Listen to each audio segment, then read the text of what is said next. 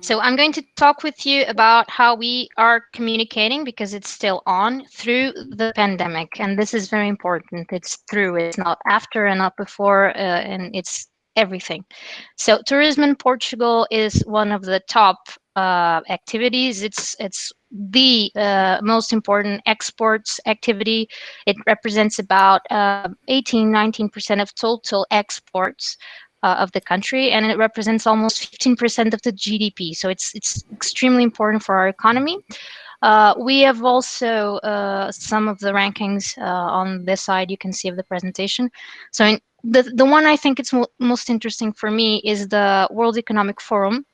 Portugal is the 12th most competitive country in the world in terms of tourism and travel. So I think that's interesting because we're a very small country. So we usually say we're small, but we're very smart. So we work very diligently and very smart in our approach, and communication is no different. Obviously, because tourism is such an important activity, the COVID impact has been brutal.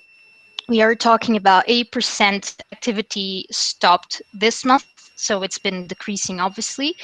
Hopefully, we can get back into opening up. I'm going to share some ideas of what's opening up right now. So, partially open and what's going to open in the next few days. But the overall impact of the COVID crisis will be about 50% is the projection for the overall crisis. So it's still a lot for an activity that represents a big part of our GDP. So in terms of the offer, what we're doing is implementing safety measures and slowly opening.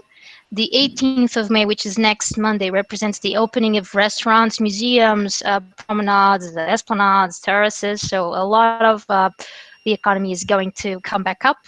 Right now, you already have like taxis, Ubers already available, public transportation, and you have some tourist activity, but already open and ready, but very minor. I can get into detail with that after. In terms of demand, what we feel and what we've been seeing with Google and searches overall worldwide is people are home, but still wanting to travel. So there are still searches about traveling plans, but they're very worried on the actual specifics of how am I going to get there, because the air traffic is still low, and where to, where is it safe to travel, what is the best country for me right now. So the options are not so open as they were before for us. Portugal has had, although the economic impact is brutal, I think in terms of the pandemic impact, we've been able to control it very early on. So our levels of infection are quite low. We're registering about 200 per day right now infected, and it's going down. So hopefully by the end of the month, it's going to be very stable. We're not seeing increases. We've been seeing a steady decrease of infection, of death rate, and hospitalization.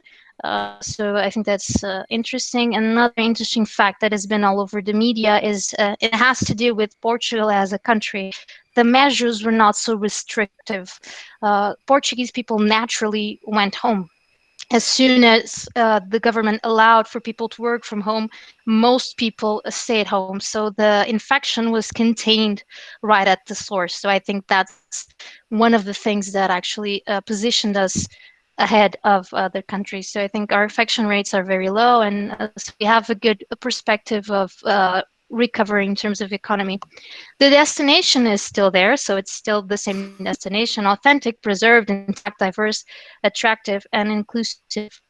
And this slide is very important for me because we really feel that the purpose of our brand is the purpose of the work we do. So what we usually say is that the purpose of Portugal as the country and Visit Portugal is to welcome everyone. So that has to do with inclusion, sustainability as well, and creating wealth and well-being for everybody. So it's not just the tourists, it's not just the residents, but professionals alike. So we have a 10-year strategy that we're right about 3 years implementing that has to do specifically with these objectives, and we have specific markers for each one. So actual statistics to say, are residents happy with tourism? Are tourists happy with the destination? Is service quality high? are the professionals, is their education rising? So we want professionals to be more educated and more ready to receive the tourists, and we want them to have more income so they can be actually in their lives happier, because that as a whole will grow our economy, and that will be better for everyone, including the people that visit us. So that's a core brand value for us, and that goes throughout what we do. And so regarding the specific target, we calculate about 2 million tourists in 2019, so it's relevant for us. We are the most gay-friendly destination. We were awarded last year for the Spartacus Gay Travel Index. We're also the second safest country for LGBTI travelers for Asher Lyric Index. So that is very relevant for us. We actually supported the local association. They did a campaign called Proudly Portugal. Maybe you watched it. If not, you can go to the website proudlyportugal.pt. There's actually offers, so you can actually see specific programs for this target. Lisbon, Porto, Évora. So it's not just the big cities, but we have a lot of cultural activity in specific areas of the country. So it's very open and diverse society, not just the big city centers. And we also did a series of videos, not just for this target, which we called Love, because it means loving, open, vibrant, and easy, which is what we see as the best way of opening everybody and respecting everybody. We have also made a conscious effort to, in every single content that we do, think if we're being diverse enough, and that has to do with uh, mobility, with LGBTQIA plus, with even age, uh, type, body type. So are we actually representing human beings in our campaigns or not? Are we just putting the normal people you would see in an ad? We want the real people in our campaign. So that has been a focus for us. We've done some interesting experiments, very maybe a little bit daring for a brand that's an institution, uh, but everything we've done so far in our communication has gone really well.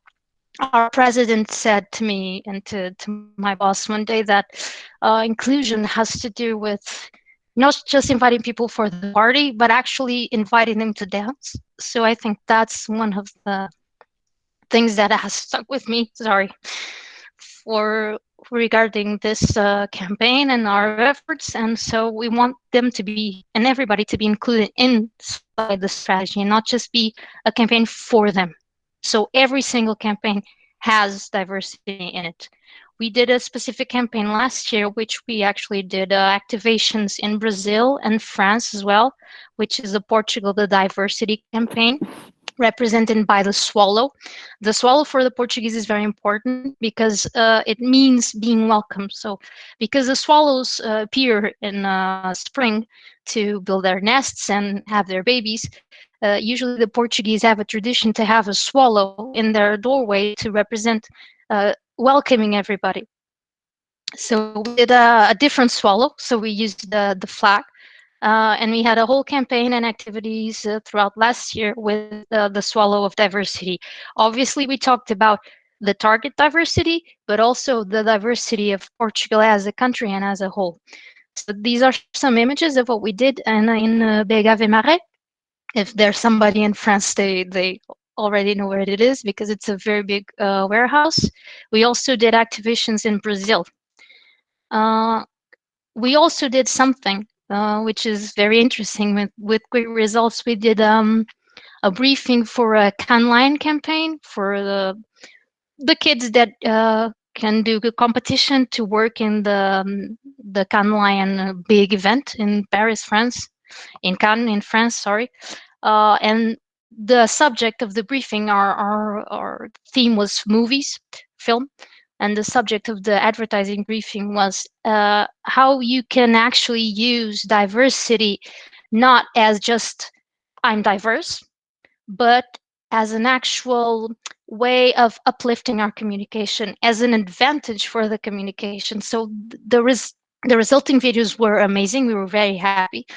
We were also happy that we were able to put this throughout our communication and throughout our efforts. So uh, regarding tourism as an economy of everything, and being able to be an industry that actually contributes to society as a whole, and in a relevant and interesting and impactful and meaningful way for us, has been very interesting, and it has helped us to deal with the shift that we had to do in our communication during this crisis. So we wanted to be useful, insightful, helpful, and inspirational. So the first thing we did was transform the website. So if you were here in Portugal at the time, you could get instant information of where should you go, what should you do, is the hotel open or not. But you had all the information in one place, and we updated it regularly. We also responded very fast to the messages, so nobody went without information during the crisis and the beginning of the problem. Um, in our campaigns, we actually thought that what we needed more now was hope. So we changed our campaign, which is Can't Skip Portugal, to Can't Skip Hope, to give us that uplift that we needed for the future and for the beginning of the fight. We also did, and I'm very proud of this campaign as well, an internal campaign, so a Portuguese campaign, to help get volunteers for nursing homes during the crisis. So we were involved in that as well. And the most recent one, which is more inspirational and more looking to now the future and hopefully economic recovery, we want people to stay motivated and happy and be able to travel, but even if they're in their house, you can travel with your imagination, because that is never confined by walls. So we did the Read Portugal campaign, which is based in Portuguese writers. So if you read about Portugal, you can actually travel here without moving. So it's a way of being timely, but not opportunistic with the situation. It's a very thin line when we're talking about a health crisis. So the only video I'm going to show you, hopefully, if it works, let's see. I'm going to stop sharing and shift my sharing to a Chrome tab. So hopefully this will work.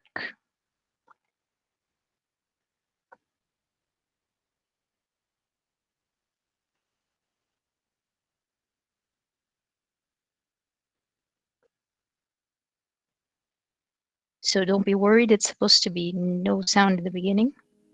It's time to stop. It's time to look out for each other in the distance. Time to stare humanity in the eyes. To take a break for the world. It's time to stop. Time to make a pause so we can play again. To think of everyone and meet no one.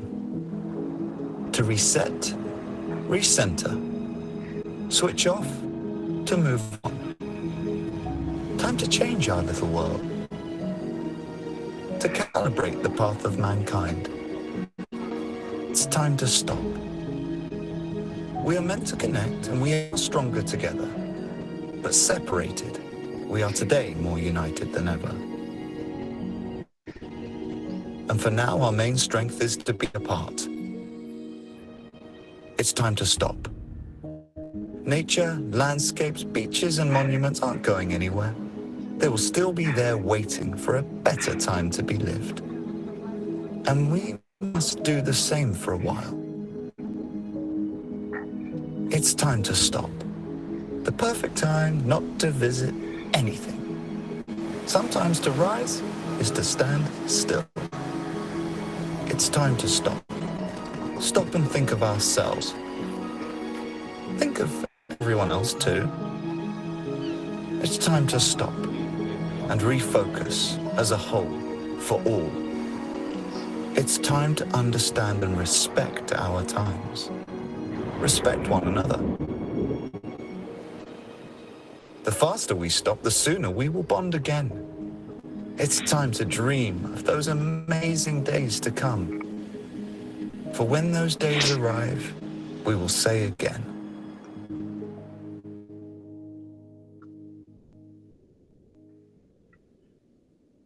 Beautiful.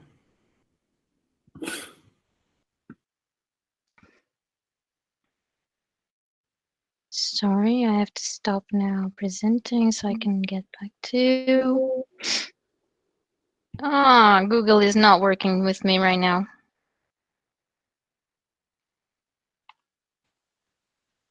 No worries, it happens to the best of us. Oh, it's back. Oh, good. I'm already calling it quits and ready to. Okay, so now a window, and I promised it's the last thing I'll show you. Whoops. Your entire screen is easier, maybe. I'm very used to presenting to like huge audiences with like 10,000, I'm exaggerating, like 1,000 people or 2,000 people, and now I can see nobody. It's so sad to be on this side. So what I wanted to tell you is I think this message is important. The landscapes do persist. So I think it's time to start planning, and I think to hope for a better future. I think we will learn and we'll take a lot from this. Regarding Portugal, we were never closed, which means that basically everybody just went home because they had to, but we never actually closed the country. So what we're doing now in terms of measures is very simple. You have to keep, obviously, in public outings, you have to use the mask if you would like. It's not mandatory in most places, except in closed spaces like supermarkets or public services or transportation. But I can go out and walk my dog and not use a mask, for example. But it is advised for you to do that. So social distancing as well. There is no mandatory confinement when you get to Portugal, continental Portugal, from another country, but there is mandatory confinement for the islands, Azores and Madeira archipelago. We believe that the Madeira confinement may be removed by the end of the month because their situation is very much controlled. The only thing you would get at the airport is actual temperature measurement. So there's no additional measures. I can go into specifics of what is open or not, but I would like to talk to you about our, I don't know if you know this, the Clean and Safe seal. Basically, the Portuguese tourism board with other entities, depending on if it's a restaurant or if it's an activity, a museum. We are in conjunction with other public companies certifying for clean and safety protocols. So we have a ton of protocols that companies have to implement to keep the place safe and clean for COVID. So we are certifying. You will be able to see it soon in an easier way. Right now it's searchable in visitportugal.com. You can search all the companies that are registered, so that are trained and have implemented additional safety measurements in terms of COVID-19. And that's it. You can actually tag me on LinkedIn if you would like. It's an easier platform for me, and we can get in touch. I'm going to stop sharing because I want to see people, hopefully. Hi. Thank you so much, Filipa. That was an amazing presentation. I think, based on the comments that were popping up, I don't know if you could see the chat, but everyone was not even it. that. Thank you. I'm very emotional with it's very true to me what I say, so I get very emotional. It's very hard not seeing people. Sorry. We can feel you, Filipa. Can you hear me? This is Babs. We can feel you. We don't even have to see you. We can just feel your passion, and you were so articulate and so right on. This is the best presentation that I have seen yet from a tourism organization or even a person. So thank you so much, and continue your wonderful work that you're doing. Your country is very lucky to have you. Here. I don't think you can any better than that. Very nice, Babs. Yeah. Great job, Filipa. People are asking for your presentation and the Portugal video. So if you want to send that to Adrian and I, email afterwards, problem. We'll include it in our follow-up. Yeah. I'll send you a PDF. You can actually check more of our videos. They're all like that. Sorry. We usually say after we see the first proof, if you didn't cry a little bit, it's not good enough. So, Yeah, and Filipa, I'm John Tanzella with IGLTA, and we've been offering to tourism boards to share inspirational videos like that on our social media. So once we get that, we'll share it out to our audiences and to this group as well, so they can share with their clients. oh, Felipe has shared it already. He's Okay. fast. Muito obrigado. But I'll send it to you. Thank you. Well, with that, I think we would like to open it up to Q&A. So if anyone has any questions for Filipa, please go ahead and ask.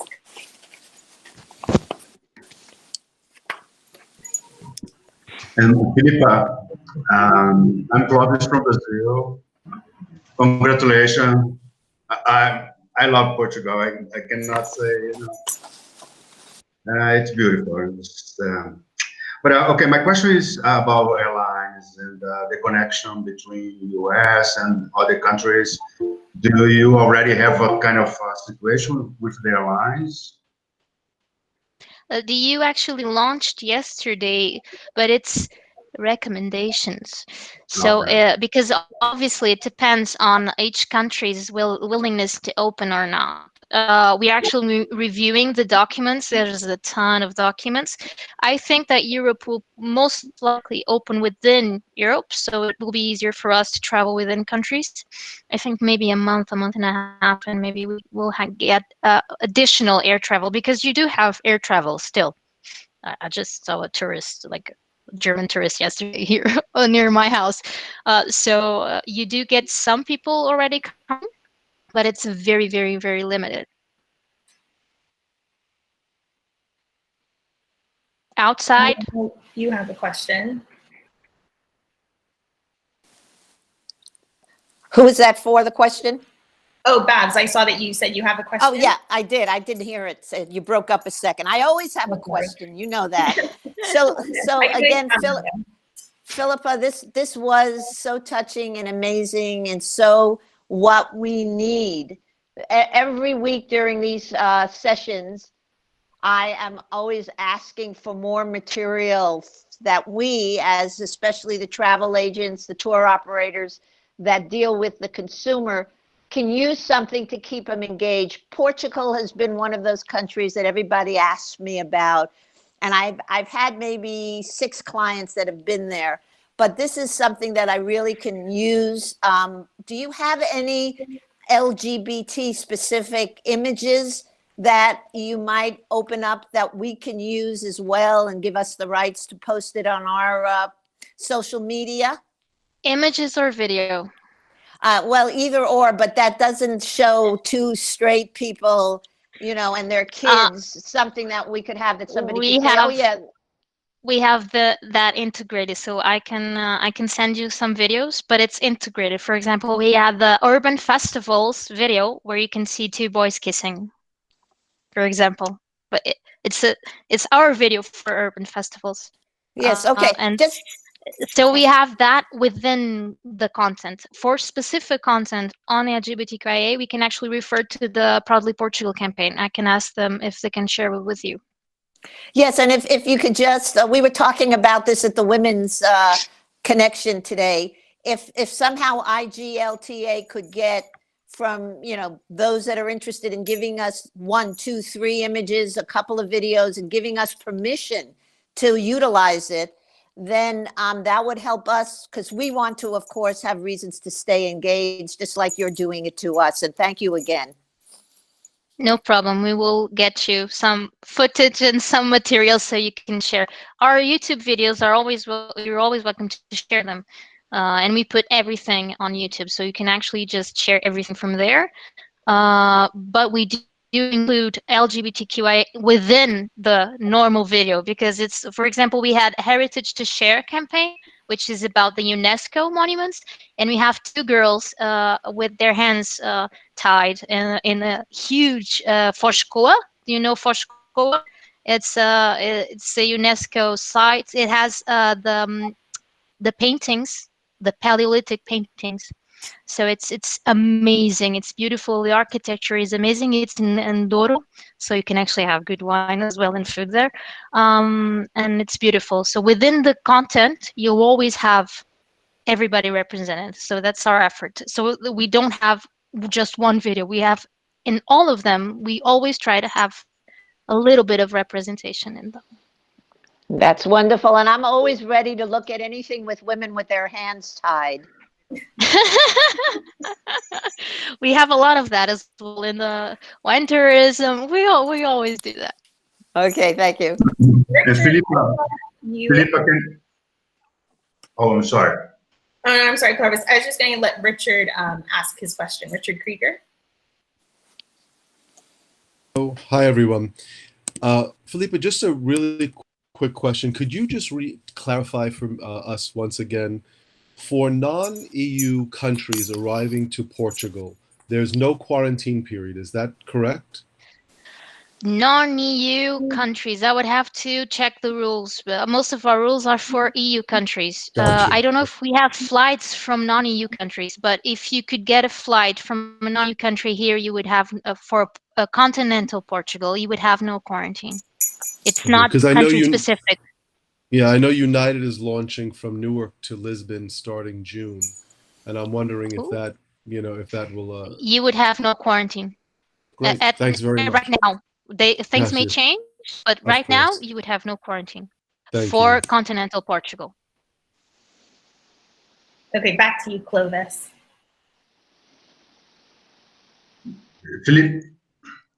Filipa, just to clarify, because proudly Portugal, they did a beautiful film about LGBT Portugal. I just shared the link, but are you guys using that film to to show Portugal, or can we use?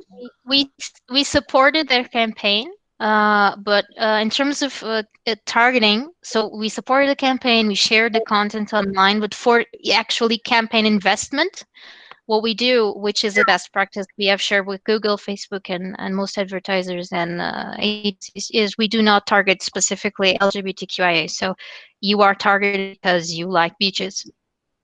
You are targeted because you like books, not because of your gender or your identification or your sexuality. So that's the best practice. So we don't do specific campaigns. What we do is we help Proudly Portugal to get visibility because they know their product and they have specific products, so you can actually buy the product from there.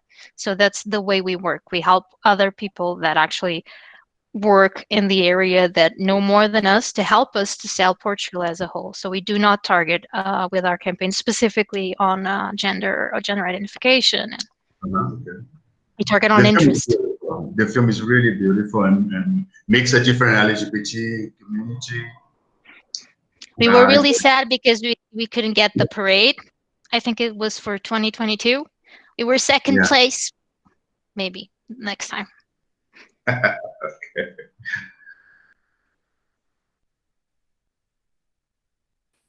Do we have other questions? Feel free to just go ahead and call them out. You don't have to put them in chat.